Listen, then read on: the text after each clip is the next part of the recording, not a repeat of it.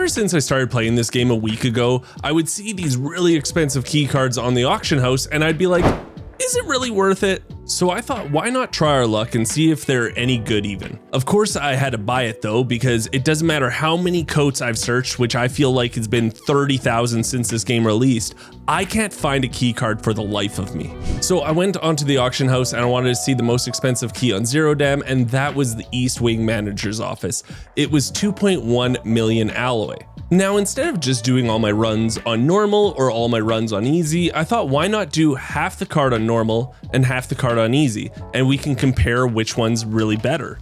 Now, if you don't know though, if you use a key card on normal runs, it actually takes up 2 uses on the card, and on easy mode, it just takes up 1 use off the card. Since every key card has 20 uses, that means we can hit the office 5 times on normal and 10 times on easy. I have a bunch of really interesting stats while doing all these runs, and I also break down all the loot and show you all of it that I got for each mode, and I just really enjoy doing these fun little tests, so I was really excited to do it for you. If you do end up enjoying the video, just take a second to subscribe to the channel. It's free for you guys, it does mean the world to me. Just a quick warning though, before everyone that has a PhD comes running at me and saying that these aren't real tests, I know that. If we wanted to really get, scientific data or anything like that, we'd have to hit like 5 or 10 of these cards. I only had time to use up 1. So before anyone, breaks my balls by saying, oh, geeks, this doesn't prove anything, this is just supposed to be fun. And keyword here is fun. Now for some pre-loot stats. 14 out of 15 of these successful manager runs, I did them all solo. I only did 1 run on easy with a buds.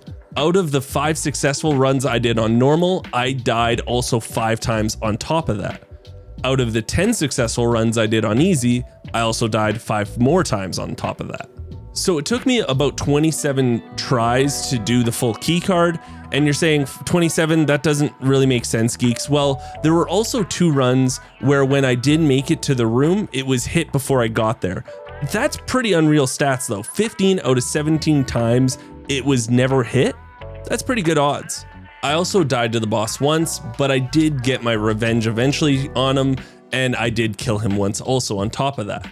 I really couldn't believe how many times the whole admin building was barely hit too. Like, they didn't even touch the safes. It was pretty wild. My main character was always D-Wolf. I just like his abilities for playing as a solo, running from engagements I didn't want to take on, or just running to Exfil after I got the loot with his exoskeleton was such a great ability. Something else I wanted to tell you guys was every time I did end up looting the room, my success of extracting was 100%. 15 out of 15 times after I hit the room, I was able to hit extract without getting into a fight or anything and just being able to get out. That means at the end of this video, when I do show you all the loot I got, it's not missing any. It's exactly the 10 runs on easy and the 5 runs on normal. Now, before I show you what's behind the door and what you should expect if you do buy this key, I do want to go through my strategy on how I was able to survive so much just playing solo on Zero Dam. As it is a smaller map, it's not too bad, it just takes a lot of patience. Now, no matter where I spawned, I would always run to the outside of Zero Dam. It doesn't matter. You always want to stay to the outside and try not to go into any of the hot areas. So for the first 10 minutes, I'm wandering around the outside. I'm just playing it cool. And one of the most important things is try not to run. The more noise you make, the more attention you're going to draw from other players on the map. Another thing I want to tell you about is this area right here in front of administrative area. If you have to go from barracks to visitor center, say, or vice versa, in front of the wall there's not many PMCs that go in this direction. So I was fairly safe actually taking this route. Now, after the first 10 minutes of a raid were gone, I knew most of the hot areas were probably already hit, so I would go there after and just try to pick up scraps. I don't know what it was, but cement plant, visitor center, and barracks, after the first 10 minutes, I always felt safe in. For some reason, major substation just gave me the heebie-jeebies always, so I never went there. You might also be saying, well, I'm not going to find any loot if I'm just on the outside, geeks, like I'm gonna have to wait for the first 10 minutes. That's really not true. There's a lot of areas that you can hit kind of on the outside that actually have a good chance of loot. A lot of birds' nests, a lot of bags, just loot whatever's in your area. And usually by the 13-minute mark around there, I would feel safe to at least go to admin and listen to see if anyone's inside still. When you do think it's safe and sound to go inside, if it hasn't been hit yet, enjoy the added loot on top of the East Wing loot. Like I said, there were a lot of times it wasn't even hit, but if it was hit, there's a really good chance that there was actually a fight inside before you got there. So there's going to be dead bodies just laying around. And trust me, I saw a lot of dead bodies, and I mean a lot. When you do make it to the room, the things inside you can search are always the same. I also want to take my time here just to show you where it is in admin, just in case you don't know where it is. Now, once you're inside, there are some things on the floor here you can pick up. There is going to be 2 briefcases you can loot. There's this weapon case here you can grab. There's a Xerox machine. I don't know what this is. Is that a Xerox machine? I don't know. There's like those. There's 2 of these big safes in here. There's also a coded computer on the table and sometimes loose loot next to it.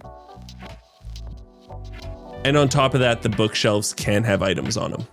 Now, this doesn't have to be your strategy though, how I just showed you a second ago on how I played it.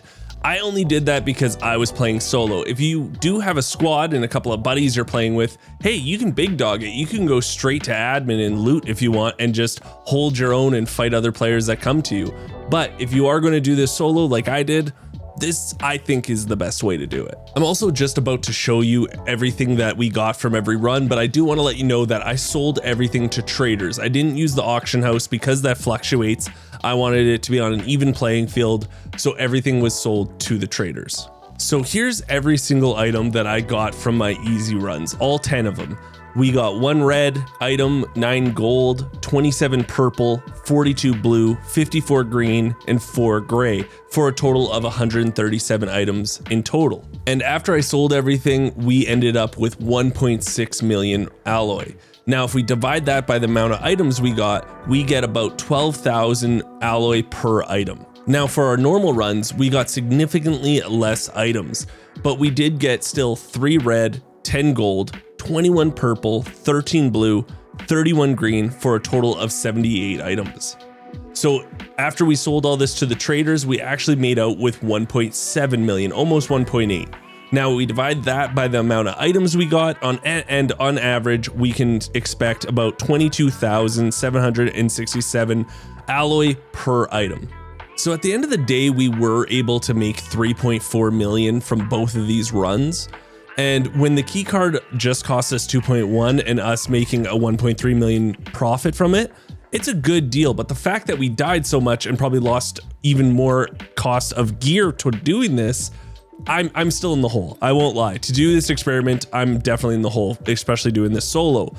But the one thing I wanted to talk about was the normal mode. We did make a little bit more money, and that's probably because of the gazelle that we found. That gazelle really did save the normal runs. But the easy mode, we needed to take out so many more items with us to actually make profit. So it's one of those balancing things where I still think you should be going normal on this. The normal runs probably just have way higher of a chance for you to find those high ticket red items. But yeah, what do you guys think? I'm really curious what you guys think about this whole experiment. Are you guys buying key cards? Do you think it's worth it? Do you not think it's worth it?